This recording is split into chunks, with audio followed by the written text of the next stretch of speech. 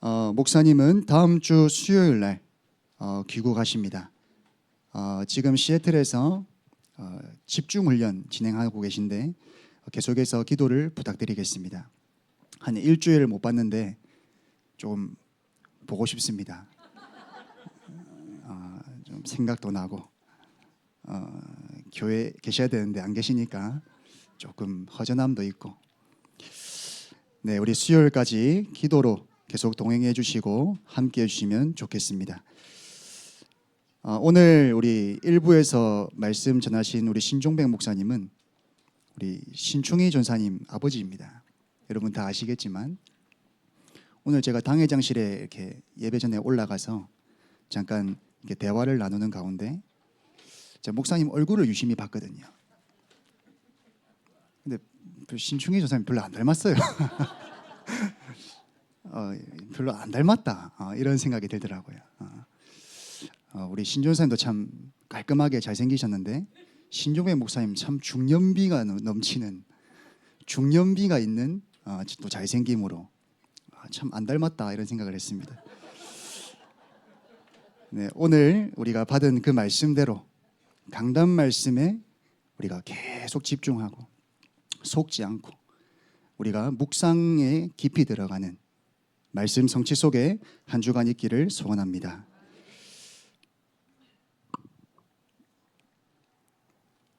어제 저녁 8시에 그 장례 위로 예배 함께 했습니다. 저는 그 하충식 목사님이랑 그렇게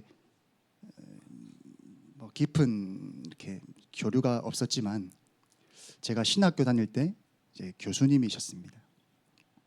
그리고 제가 한번 목사님께 질문한 적이 있습니다. 목사님, 소명이 무엇입니까? 이렇게 물어봤습니다. 목회자로 이제 불렀다는 것에 대한 하나님의 소명을 어떻게 확인할 수 있습니까? 제가 20대 때 제가 신학교에서 목사님께 그런 질문을 했던 것이 좀 기억이 납니다. 그때 목사님이 저한테 내적 소명과 외적 소명이 있다 이러면서 말씀을 주셨거든요. 어제 장례 위로 예배에서 저는 좀 하나님의 음성을 듣는 시간이었습니다. 사실 한 목회자를 하나님이 불러가시면서 왜 교회에 대한 메시지가 없겠습니까? 왜 우리에 대한 하나님의 메시지가 없겠습니까? 이번 오늘 내일까지 장례가 진행되는 가운데 우리 교회 전체가 좀 함께 동참하면서 하나님의 음성을 듣는 그런 시간이 되었으면 좋겠습니다. 어제 장례식장에서 김호연 목사님이 예배를 인도하셨습니다. 이제 그러면서 각인에 대한 말씀을 주셨습니다. 이제 목사님의 인생 전체를 잘 아시는 이제 분이시니까 각인이 무섭다는 겁니다. 각인된 대로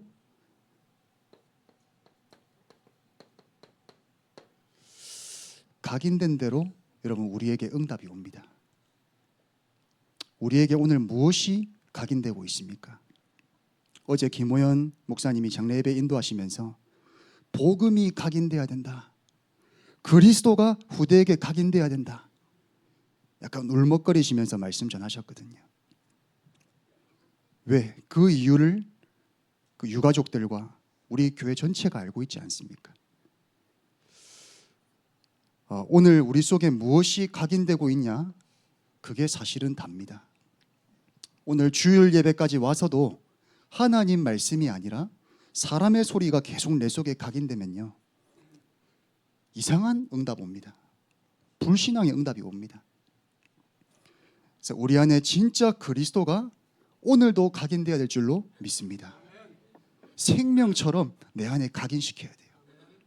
이거는 다른 사람이 도와줄 수가 없습니다. 내가 내 안에, 내 심령 안에 그리스도를 각인시키는 것입니다.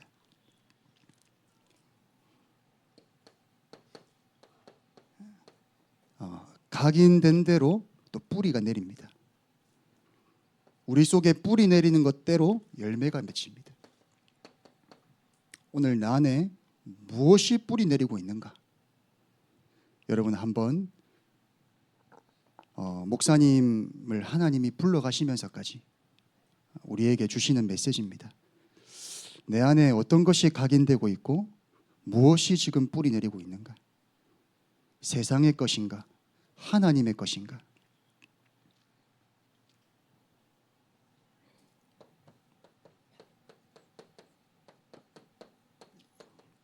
이것이 우리의 체질이 됩니다. 나의 체질이 된 것으로 우리의 삶을 마치게 됩니다.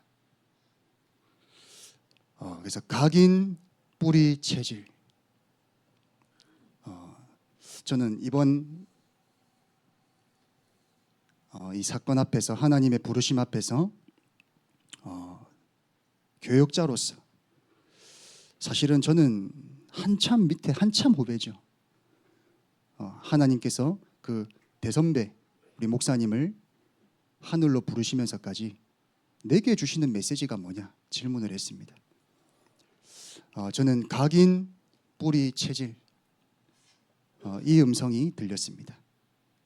오늘 형서가 너는 주의 종으로서 하나님이 부르신 교역자로서 무엇이 너에게 각인되고 있고 무엇이 네 속에 뿌리 내리고 있고 체질된 게 뭐냐?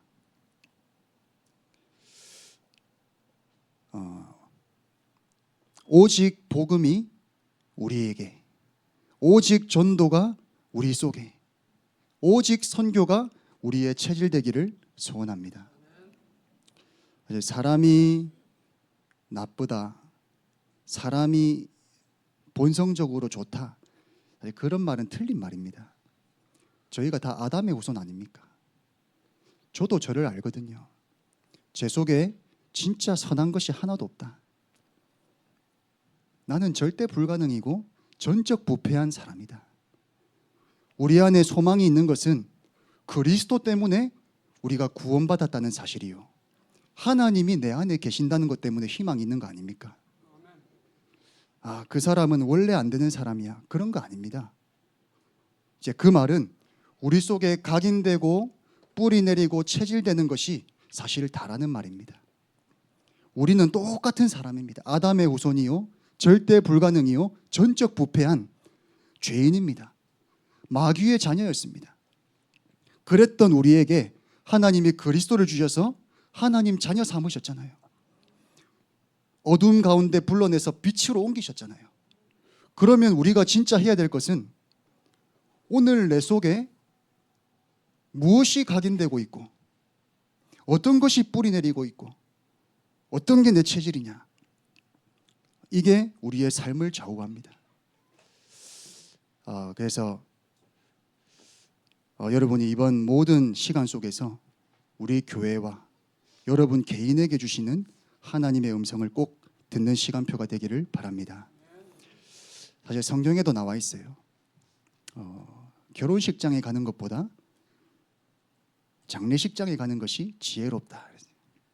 잠언서에 나와 있거든요. 그 속에서 우리 인생을 돌아보게 하시고 하나님이 주시는 말씀을 듣는 그런 시간표거든요. 자, 그래서 오늘 신앙 발판 10가지가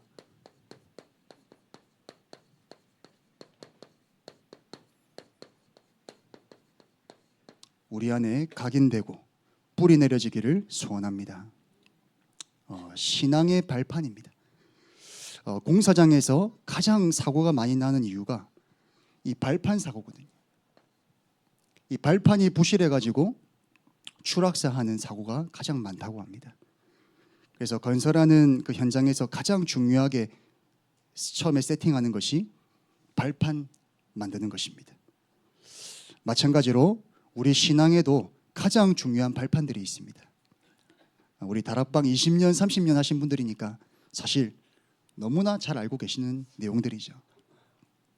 근데 오늘 이 내용이 내 안에 완전히 각인되고 뿌리 내리고 체질되는 것은 조금 다른 내용입니다. 첫 번째로 좀 내용이 방대할 수 있지만 최대한 짧게 해보겠습니다. 사실은 저도 10가지 잡았다가 5가지로 줄일까, 다음에 5가지 한다 할까 이런 생각을 어젯밤까지 했습니다. 너무 많아가지고 제가 준비하다 보니까 이러다가 뭐 지식만 전달하는 거 아이가 싶기도 하고, 두렵고 떨림으로 한번 전달해 보겠습니다. 첫 번째로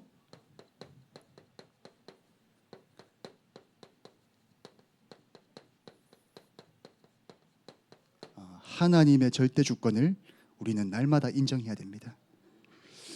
우리 고 하충식 목사님의 부르심, 그것도 하나님의 절대 주권이지요. 하나님의 주권 속에서 진행되고 일어난 일입니다. 그래서 죄책감을 가질 필요도 없고 하나님 앞에서 우리는 경외하는 마음을 가져야 됩니다. 경외하다라는 단어에는요, 공경하다와 두려워하다가 섞여 있습니다. 하나님을 공경하지만 두려워하는 마음이 있어야 돼요.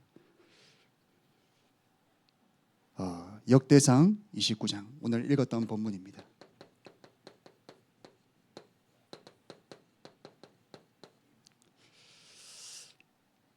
여호와여, 위대하심과 권능과 영광과 승리와 위엄이 다 주께 속하였사오니 천지에 있는 것이 다 주의 것이로소이다. 주권도 주께 속하였사오니. 그래서 우리의 모든 과거, 우리의 지난날에 좋았던 일, 슬펐던 일, 모든 것이 하나님의 주권 속에서 일어난 것임을 여러분 인정하시기 바랍니다. 이거를 진짜 인정하는 순간 내 안에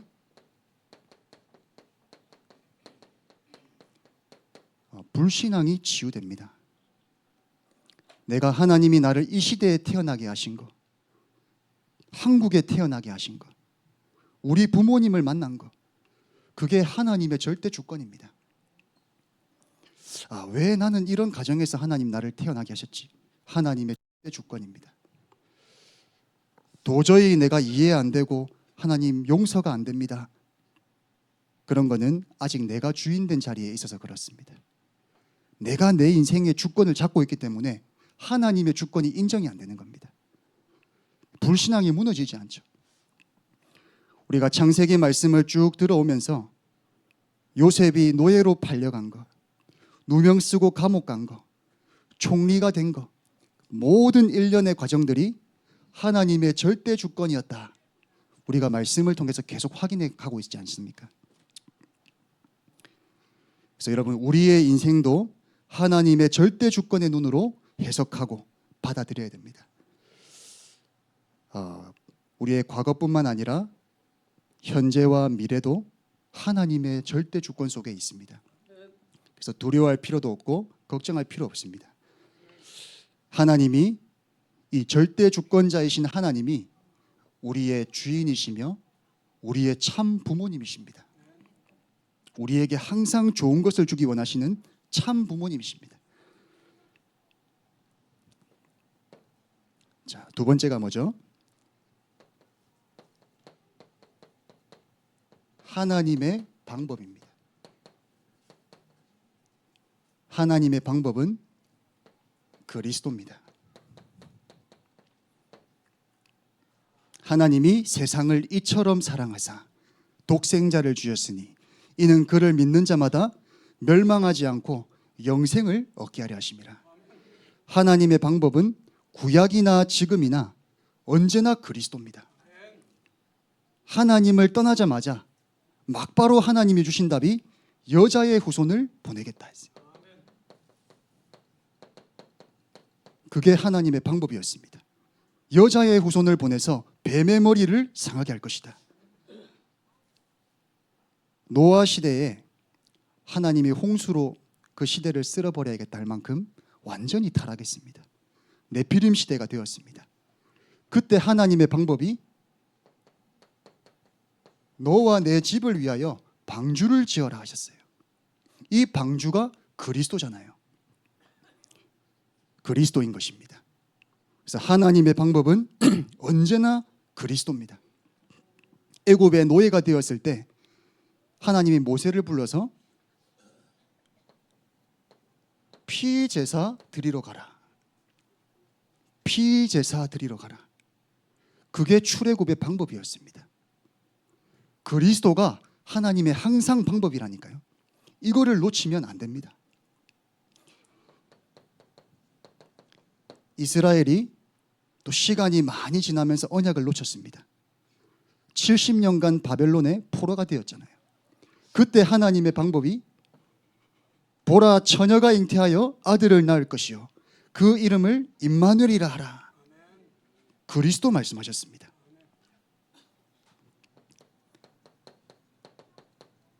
예수님이 육신을 입고 오신 그 시대에 로마가 패권 국가였습니다.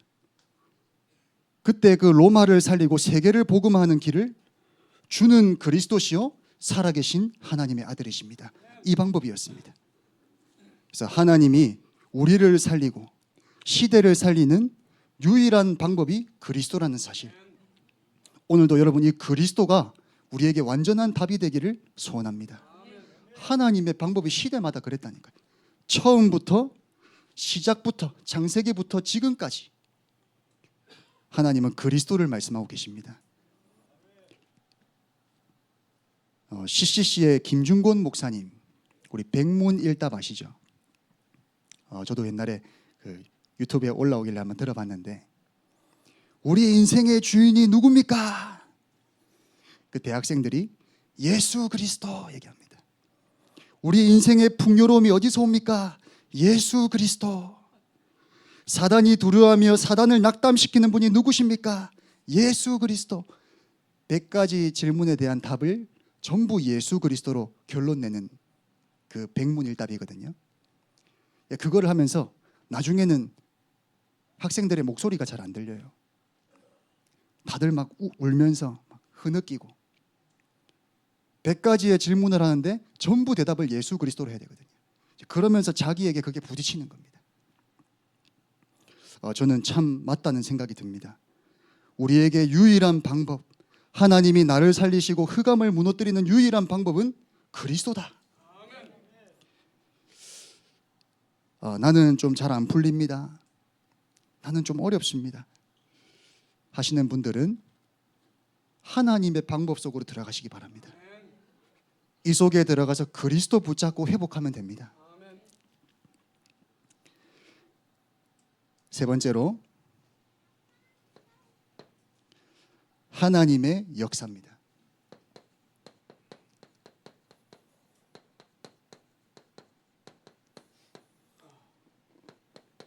하나님의 역사는 성령의 역사입니다. 지금 계속해서 나오고 있는 메시지가 3캠프입니다. 하나님의 역사 속에 들어가는 3캠프.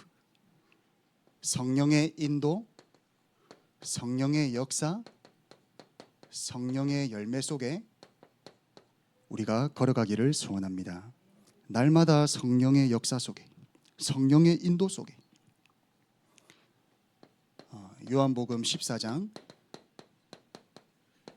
예수님이 또 다른 보혜사를 보내겠다. 그가 너희를 모든 걸 가르치고 생각나게 할 것이다. 이 성령의 역사는 언제나 정확합니다. 시공간을 초월하여 역사하기 때문에 늦는 법도 없고 빠른 법도 없습니다. 하나님의 역사는 항상 완전하기 때문에.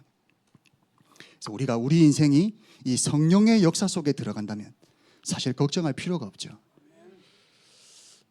눈에 안 보이기 때문에 완전한 비밀입니다. 하나님 지금 이 성령의 역사가 우리 목사님이 계신 그 미국 현장에 임하게 하여 주시옵소서. 시공간 초월하기 때문에 막 바로 그 현장에 우리 기도할 때 역사합니다. 하나님 그 성령의 역사가 우리 후대들과 우리 가문과 가정에 지금 역사해 주시옵소서.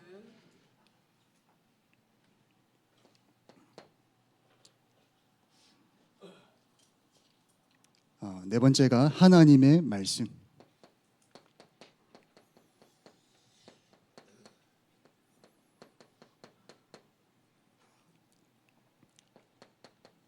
성경입니다. 하나님의 말씀, 우리에게 하나님의 말씀을 주셨습니다. 디모데후서 3장 16절, 모든 성경은 하나님의 감동으로 된 것으로서 교훈과 책망과 바르게 함과 의로 교육하기에 유익하니. 이 하나님의 말씀은 그냥 글자가 아닙니다. 살아있고 활력이 있어 좌우의 날선 어떤 검보다도 예리하다. 혼과 영과 관절과 골수를 찔러 쪼개기까지 하는 살아있는 말씀이다 얘기합니다. 아니, 왜 이 성경 말씀은 글자가 아니라 살아있는 겁니까? 말씀하신 분이 살아계신 분이니까. 이 성경 주신 분이 지금 살아계신 분입니다. 부활하셨습니다. 그렇기 때문에 살아있는 말씀이에요. 그 말씀을 지키고 이루실 분이 살아계시고 함께 하시잖아요. 이것이 우리의 든든한 발판이 되기를 소원합니다. 하나님이 또 우리에게 성경을 주신 이유가 있습니다. 성경을 왜 주셨죠? 요한복음 20장 31절. 예수께서 하나님의 아들 그리스도이심을 믿게 하려 하며 그 이름을 힘입어 너희가 영생을 얻게 하려 하는 것이다.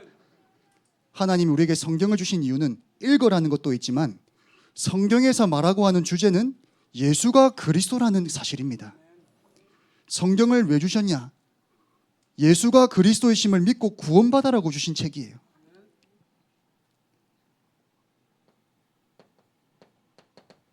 요한복음 5장 39절에도 이 성경이 내게 대하여 증언하는 것이니라. 예수님이 직접 말씀하셨습니다. 너희가 성경에서 영생을 얻는 줄 알고 성경을 연구하거니와 이 성경이 바로 내게 대해서 증거하는 것이다. 우리나라에 아주 스님 하면 최고로 칭송받는 스님이 있습니다. 성철 스님. 산은 산이요 물은 물이로다. 제가 그 책 저희 집에도 있거든요. 제가 어린이 법당 출신일 때 그 책이 항상 이제 저희 책장에 꽂혀 있었습니다.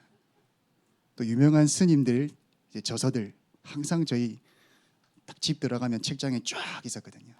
지금은 거의 다 버렸는데 산은 산이요 물은 물이로다 이 책만 남겨놨습니다. 이 성철 스님이 성경을 거의 달도록 읽었대요. 자서전에 보면 성경을 8번 통독을 했다더라고요. 근데도 성경에서 그리스도를 만나지 못한 겁니다. 좋은 말씀, 불신자가 읽어도 이해되는 말씀이 있다. 오늘 1부에서 말씀하셨잖아요. 근데 성경에서 예수가 그리스도라는 이 생명의 복음을 만나지 못하고 그냥 읽기만 한 겁니다. 참 안타깝죠. 그래서 우리에게는 하나님의 말씀, 이 성경을 통해서 날마다 그리스도를 깊이 알아가는 은혜가 임하기를 소원합니다. 저도 교역자이기 때문에 계속 성경을 틈틈이 읽거든요. 최근에는 디모데 전후서 지금 읽었습니다. 제가 목회자로서 좀 자격이 부족한 것 같아가지고 목회 서신 좀 집중적으로 좀 읽고 있습니다. 참 힘이 나요. 지금 그 집에 가보면 어떤 집에 보면 입춘대길, 만사형통 이렇게 붙여놓은 집들이 있습니다.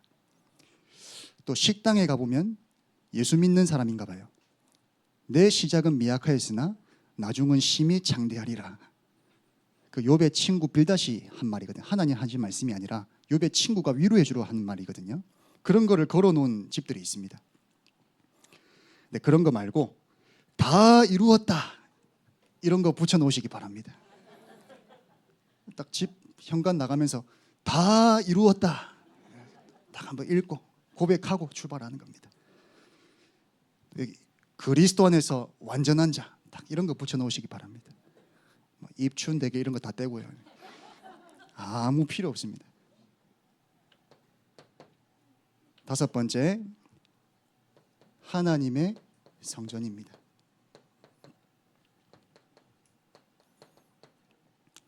너희는 너희가 하나님의 성전인 것과 하나님의 성령이 너희 안에 계시는 것을 알지 못하느냐. 우리 자신이 하나님의 성전입니다. 우리가 이렇게 보여도 하나님이 계시는 집이라니까요. 내 속에 계시잖아요. 우리 안에 와 계시잖아요. 그래서 우리가 조금 부족해도 하나님이 나와 함께 하시는 집이 된 겁니다. 우리는 불안하기 짝이 없는 사람이기 때문에 아예 하나님이 우리 속에 들어오셔서 같이 살아주시는 겁니다. 연약하기 짝이 없기 때문에 주님이 내 속에 들어오셔서 같이 동고동락해 주시는 겁니다. 천국까지 이끌어 가시는. 얼마나 완전합니까? 그게 우리가 받은 구원이요 신앙의 발판입니다. 구원받은 사람이 모인 곳이 교회죠.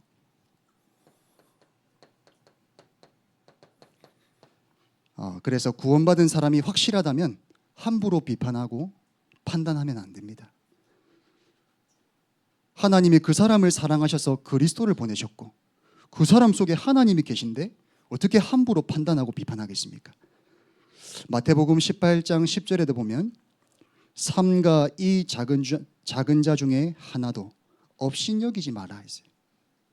어린아이라도 업신여기지 마라. 구원받은 사람이 맞다면 하나님이 그 속에 계시기 때문에 업신여기지 마라. 너희에게 말하노니 그들의 천사들이 하늘에 계신 내 아버지의 얼굴을 항상 배옵느니라. 구원받은 사람 옆에 기도할 때마다 왔다 갔다 하는 천사들이 항상 하나님의 얼굴을 뵙고 있으니까 업신여기지 마라.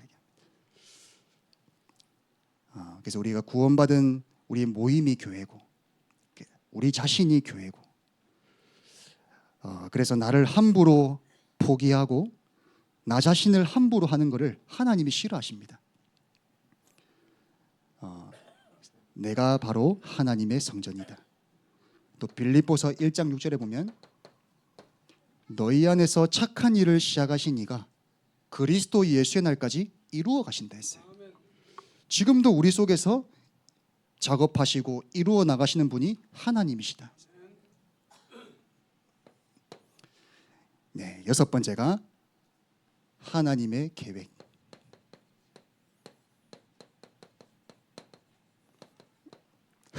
이 내용들은 제가 만든 게 아니라 유광수 목사님께서 우리가 이렇게 하신 겁니다. 제가 지금 뭐 지어내는 게 아닙니다. 성경 구절들도 다 사실은 이거 하나하나가 1시간짜리거든요. 유튜브 들어가면 다 내용이 있습니다. 저 다 들었거든요. 근데 참 들으면 너무 은혜되고 확실합니다.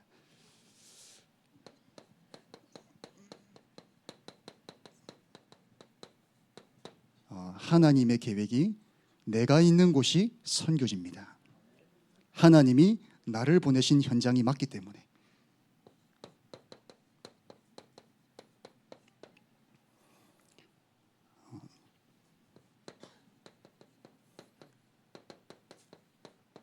바울이 고린도에서 브리스가 아굴라 부부를 만나죠.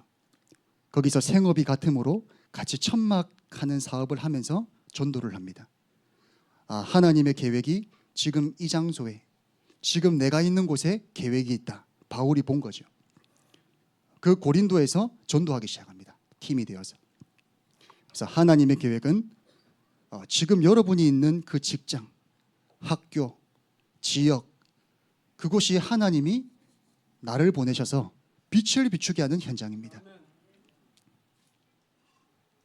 근데 6과 말씀에서 가장 중요한 선교지가 있다. 목사님 말씀하셨습니다.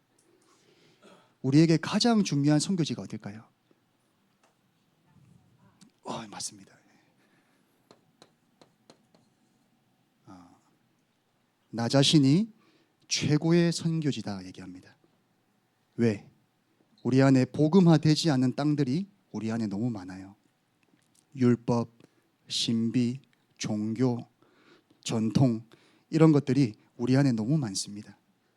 그래서 사명을 가지고 나 자신이 선교지다. 나를 복음화해야 된다. 그 말씀을 하셨습니다. 그래서 우리가 사명을 가지고 복음 누리는 시간을 회복해야 됩니다. 내가 있는 곳이 바로 선교지고 나 자신이 선교지다. 그래서 여러분 지금 이 시간에 한번 생각해 보십시오.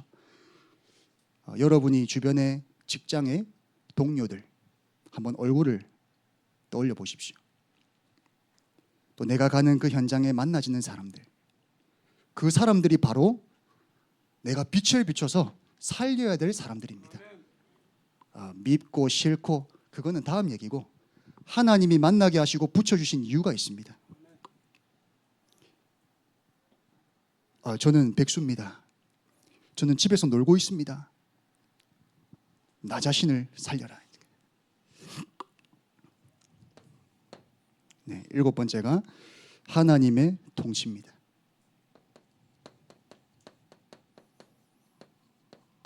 하나님이 지금도 생사화복을 주관하고 계십니다.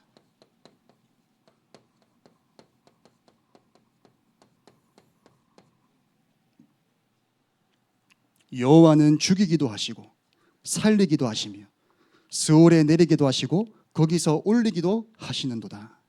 여호와는 가난하게도 하시고 부하게도 하시며 낮추기도 하시고 높이기도 하시는도다. 생사화복의 주관자가 우리 하나님이십니다.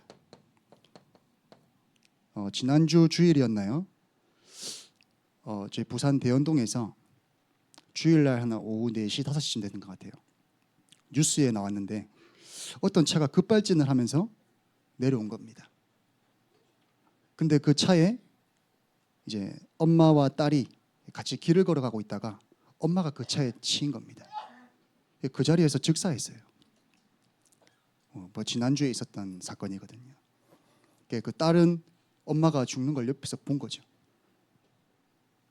참 우리의 눈으로 봤을 때는 참 불쌍. 그렇게 볼 수 있지만 모든 살고 죽는 것을 주관하시는 분이 하나님이십니다. 그래서 우리는 하나님을 경외하는 그런 자세가 필요합니다.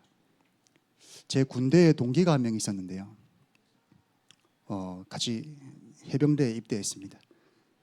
근데 해병대 총기 난사 사건이 있었거든요. 해병대 이사단에서 총기 난사 사건이 있었는데 거기서 그 총 막 갈겼는데 그거 맞아 죽었어요. 21살에 이 친구가 저랑 알거든요. 총기 난사 사건 때 총을 맞아 죽었습니다. 생사화복의 주관자 앞에서 우리는 경외하는 마음을 회복해야 됩니다. 그래, 하나님이 우리의 주인이시오. 하나님이 우리의 아버지시다. 지금도 하나님은 모든 것을 주관하고 계십니다.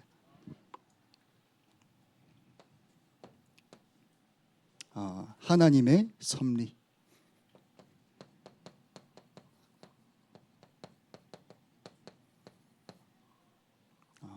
우리는 시한부 인생을 살고 있습니다.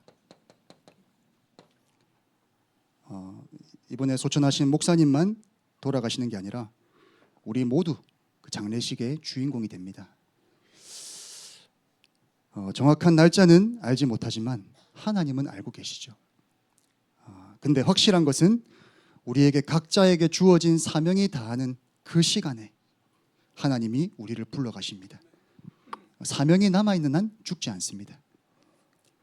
한 번 죽는 것은 사람에게 정해진 것이요 그 이후에는 심판이 있으리니.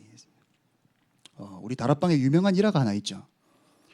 대구 하나교회의 박지원 목사님이 선교를 나가시는데 그 아들이 지금 거의 중리만이 이런 상황이었습니다. 가족들이 지금 아들이 죽는데 무슨 선교를 나가냐, 목사님을 뜯어 말렸다.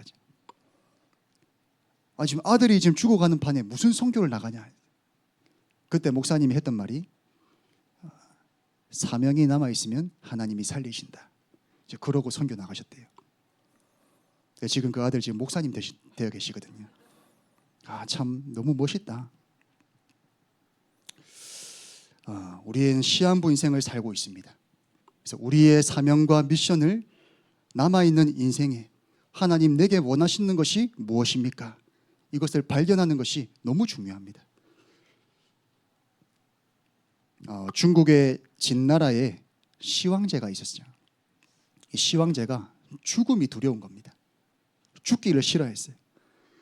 그러니까 전국 방방곳곳을 다니면서 불로장생, 불로초를 찾은 겁니다.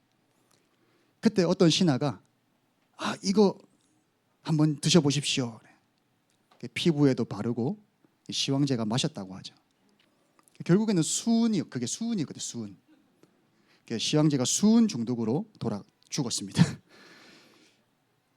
네. 여기 서 있는 저도 하나님 부르시면 가야 되죠. 근데 저는 좀 비교적 좀 빨리 가고 싶다 이런 생각을 하고 있습니다. 이거 저 솔직하게 빨리 천국 가고 싶다. 제가 저희 사모한테 자주 얘기했거든요. 사모가 별로 안 좋아하더라고요.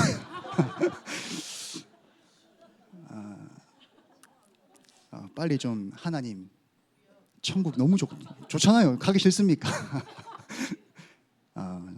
빨리 천국 가고 싶다. 본향에 가고 싶다. 이런 마음이 있습니다. 이 소망이 확실하니까. 네, 9번째가 하나님의 심판.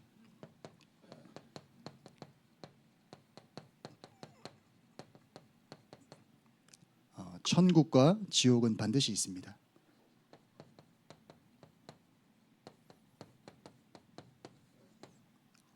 유 목사님이 내세는 반드시 있다 이렇게.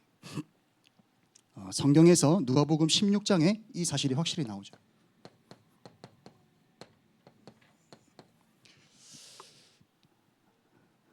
천주교에서는 연옥이 있다고 말하지만 완전 비성경적입니다. 연옥에 머물다가 후손들이 헌금 많이 하고 선행 많이 하면 조상들이 조금씩 천국으로 옮겨진다. 그게 연옥설이거든요. 말도 안 되는 소리입니다. 한번 죽으면요 막바로 이사 갑니다. 지금 우리 고 하충식 목사님은 이미 지금 주님의 품에 안겨 계십니다. 구천을 떠돌다가 천국 가는 게 아니라 즉시 바로 이사 갑니다. 그래서 사람이 죽어서 귀신 되는 게 아니죠. 원래 타락한 천사 그게 귀신입니다. 마지막 10번째로 하느님의 상급입니다.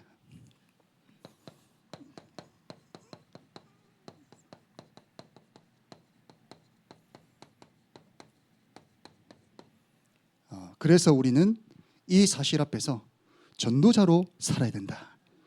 전도자의 상급은 하나도 상을 잃지 않는다 얘기하고 있습니다.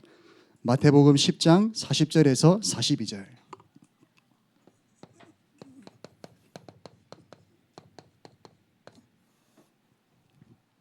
너희를 영접하는 자는 나를 영접하는 것이요 나를 영접하는 자는 나 보내신 이를 영접하는 것이니라. 또 누구든지 제자의 이름으로 이 작은 자 중 하나에게 냉수 한 그릇이라도 주는 자는 내가 진실로 너희에게 이르노니 그 사람이 결단코 상을 잃지 아니하리라. 전도와 선교를 위한 일은 하나도 땅에 떨어지지 않는 말입니다. 우리가 전도와 복음을 위해서 경제를 드리고 시간을 드리고 헌신하는 것은 하나님이 받으시고 상을 잃지 않습니다.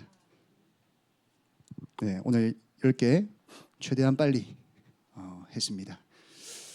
여러분 이 밑에 성경 구절까지 이번 주에 한번 묵상하시면서 내 안에 완전히 각인되고 뿌리 내려지고 체질되도록 묵상 속에 들어가시면 참 좋겠습니다. 제가 기도하겠습니다. 살아계신 하나님 감사합니다. 우리가 말씀을 통해서 우리 신앙의 확실한 발판을 오늘도 굳건하게 놓기를 소원합니다. 우리 속에 오늘도 하나님의 것이 각인되게 하시고 믿음이 뿌리내리게 하시고 복음이 체질되게 하여 주시옵소서. 감사드리며 지금도 살아계신 예수 그리스도 이름으로 기도드리옵나이다. 아멘.